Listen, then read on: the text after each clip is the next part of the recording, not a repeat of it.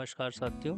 आज मैं आप लोगों को अकाउंट डिपार्टमेंट के फंक्शन के बारे में बताऊंगा। अकाउंट डिपार्टमेंट का क्या कार्य है उसके संबंध में आपको बताऊंगा। सबसे पहले हम समझते हैं कि अकाउंट डिपार्टमेंट का इतिहास क्या है या अकाउंटिंग होती क्या है, अकाउंट डिपार्टमेंट क्या है, उसके संबंध में समझते हैं। When the transaction evaluated in term of money and are recorded in the meaningful manner, जब कोई ट्रांजेक्शन मनी के रूप में होता है और उसको एक मीनिंगफुल मैनर में रिकॉर्ड किया जाता है, उस प्रोसेस को the process of keeping this record are called accounting. ये जो प्रोसेस होती है उसको अकाउंटिंग कहते हैं।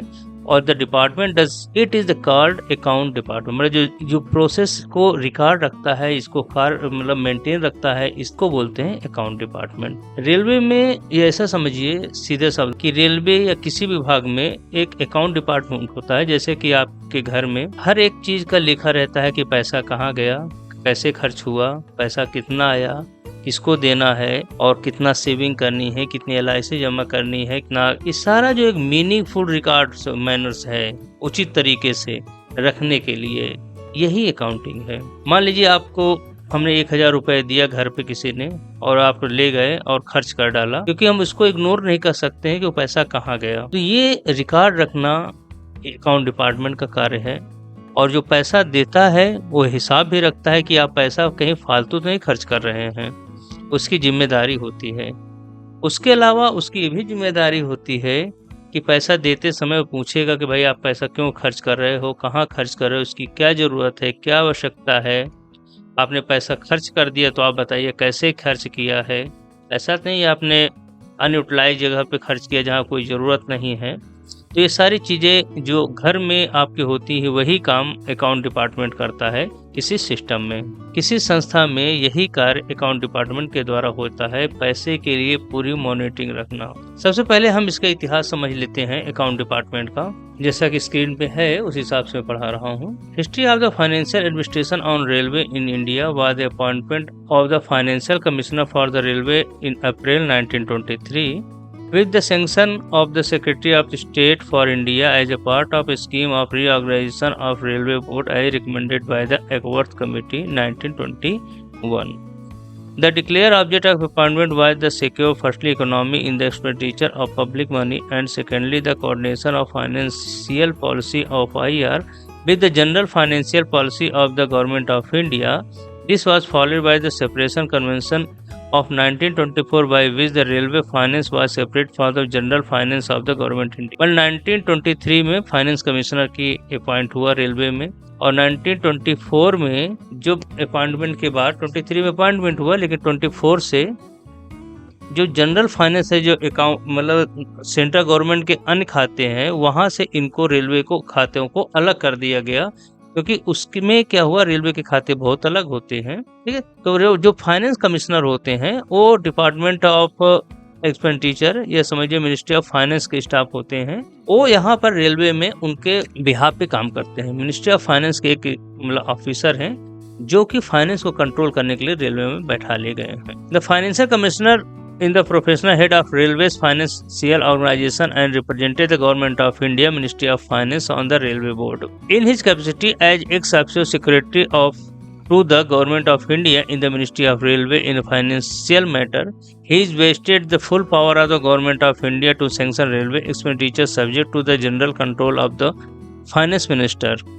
This arrangement is intended to ensure that the financial control over operation of railway department is exercised from within the organization by the officer who share with the members and the chairman railway board to managerial responsibility as the senior partner in the common enterprise efficient to economic working of the railway undertaking. जैसे मैंने आपको बताया कि finance commissioner जो है एक government of India और ministry of railway के स्टाफ होते हैं जो रेलवे बोर्ड में रहते हैं और मिनिस्ट्री ऑफ फाइनेंस को रिप्रेजेंट करते हैं। ये पूरी तरह से फाइनेंस के जो भी मैटर्स होते हैं ये एक्सरसाइज इनके द्वारा किया जाता है। रेलवे का फाइनेंशियल सिस्टम कैसे है, जिसे आपको मैंने थोड़ा सा हिस्ट्री समझाया। इसके बाद थोड़ा सा और इसमें समझाते हैं, अंदर चलते हैं अब रेलवे के बारे में। Railway finance was a part of finance department and accounting was done by the AG। पहले इसमें AG के अंडर में काम करते थे। फिर 1923 में फाइनेंशियल कमिश्नर अपॉइंट हुए और फिर AG को रिप्लेस कर दिया गया। एक नई सर्विस रेलवे में लॉन्च हुई IRAS। AG replaced by Controller of Railway Accounts and Director of Railway Audit under Auditor General beginning of IRAS.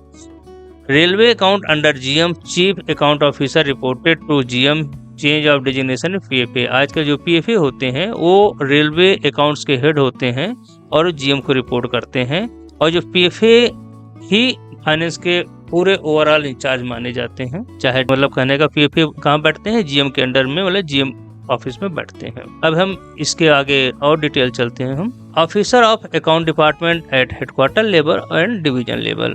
Railway जो हेडक्वार्टर होते हैं, हेडक्वार्टर के जो सबसे बड़े अधिकारी होते हैं अकाउंट्स के होते हैं PFA, जो कि लेवल 15 या 14 जिसे HAG या SAG ग्रेड के ऑफिसर होते हैं।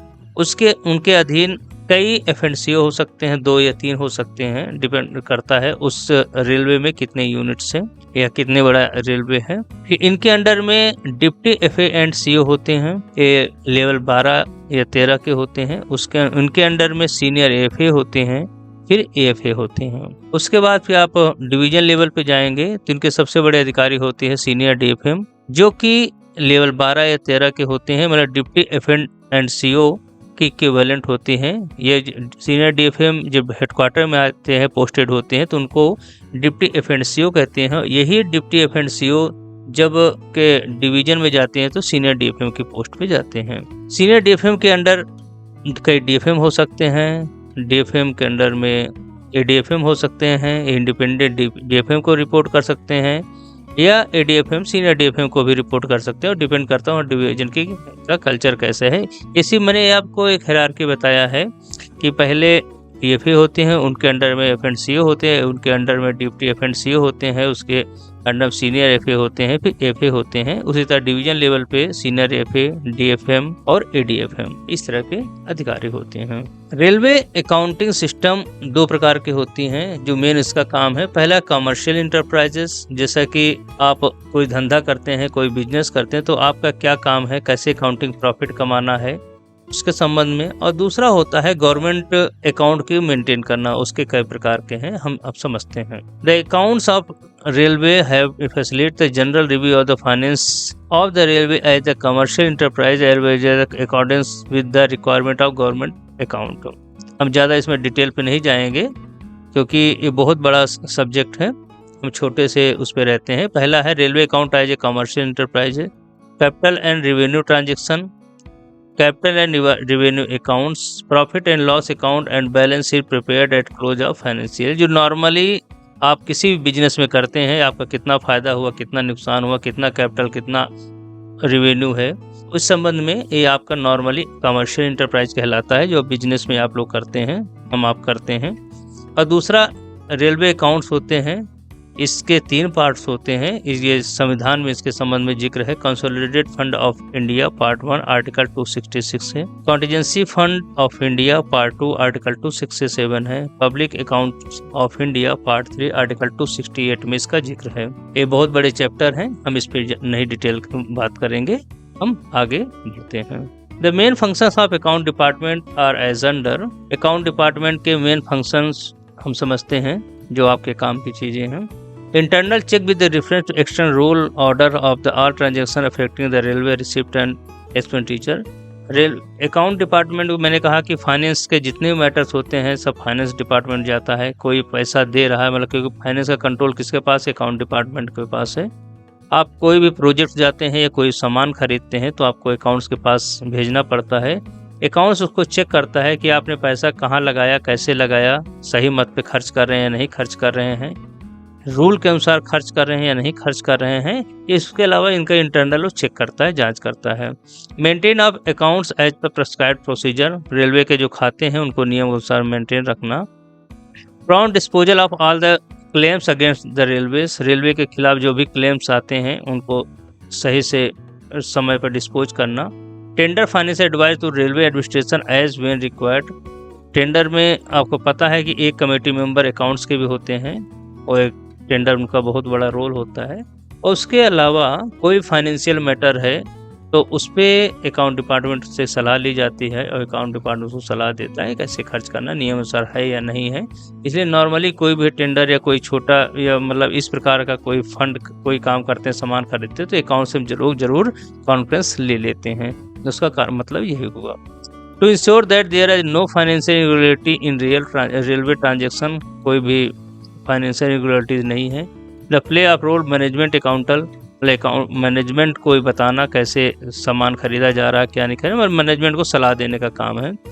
The main task of railway account department to advise management on the financial matter and maintain account in the prescribed forma, railway management को सलाह देना फाइनेंस के मैटर में, और रेलवे के जो अकाउंट्स होते हैं प्रेस्क्राइब फॉर्मेट में उनको मेंटेन करना, ये सारे अकाउंट डिपार्टमेंट काम है। उसके अलावा कंपाइलेशन ऑफ बजट, जो रेलवे को बजट मिलता है उसको कंपाइल करना है, उसको बजट कैसे मंगाना है, कब भेजना है, क्या करना है, वो बजट का पूरा लेखा जोखा इनके द्वारा ही किया जाता है अकाउंट डिपार्टमेंट के द्वारा। Main division of work, the work of railway account generally falls under the following main, जैसे कि हर एक डिपार्टमेंट होते हैं, उस डिपार्टमेंट के अंदर बहुत सारे छोटे छोटे सेक्शंस होते हैं। उसी प्रकार से अकाउंट डिपार्टमेंट में बहुत सारे सेक्शंस हैं, हम इन पे भी डिटेल बात नहीं करेंगे, लेकिन एक समझते हैं। जैसे एडमिनिस्ट्रेशन सेक्शन होता है, एडमिनिस्ट्रेशन मतलब वहाँ के जो लोकल कर्मचारी होते हैं, उस डिपार्टमेंट के कर्मचारी होते हैं, उनका प्रमोशन, ट्रांसफ़र, क्योंकि अकाउंट डिपार्टमेंट का इस्टेब्लिशमेंट अलग होता है, तो वहाँ पे जो एडमिनिस्ट्रेशन जो सेक्शन होता है उसका नॉर्मली काम यही होता है कि अब उस डिपार्टमेंट का काम करना। उसके अलावा बुकिंग एंड कंपाइलेशन और बहुत सारे काम हैं। बुक अकाउंट होता है, booking section maintain general book of the railway, cash book, monthly annual accounting, current aspect of capital accounts, उसके अलावा बजट, जनरल लेजर, ये सारी चीज़ें जो है आपका बुकिंग सेक्शन के अंडर में काम होता है। उसके अलावा budget, compilation of various information receive extension department, जो भी बजट्स होते हैं वो इस सेक्शन के द्वारा किया जाता है।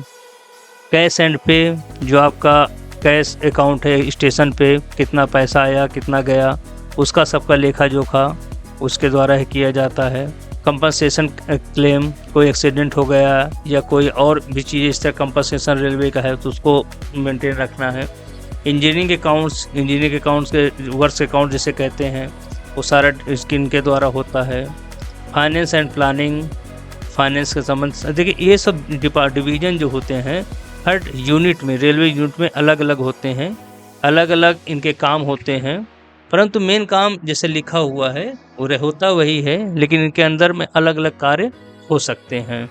ठीक है, फ्यूल अकाउंट्स है तो उसमें फ्यूल से संबंधित रहता है। इंस्पेक्शन होता है, इसमें इंस्पेक्शन सेक्शन है। एक्सपेंडिचर जो खर्च से संबंधित होता है। पीएफ एंड पेंशन, इसमें पीएफ या पेंशन संबंधित जो भी होता है। ट्रैफिक अकाउंट्स है, स्टोर अकाउंट है, ट्रैफिक कास्टिंग है, वर्कशॉप अकाउंट्स है, मतलब ये सारे इस तरह से सेक्शन छोटे छोटे होते हैं और ये सेक्शन हर डिवीजन हर मतलब जोन उनके अनुसार अलग अलग हो सकते हैं, इनके कार्य भी थोड़ा सा डिफरेंस हो सकता है, परंतु ओवरऑल काम अकाउंट डिपार्टमेंट का यही है जो मैंने आपको बताया। मेरे हिसाब से जो मैंने वीडियो बनाया है आपको समझ में आ गया होगा।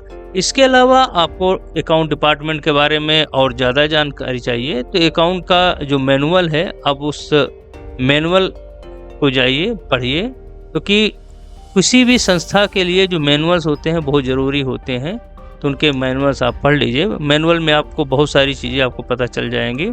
जैसे रेलवे के लिए एक अलग उनकी मैनुअल है, उसके बारे में बता देता हूँ, उसमें आपको डिटेल मिल जाएगी।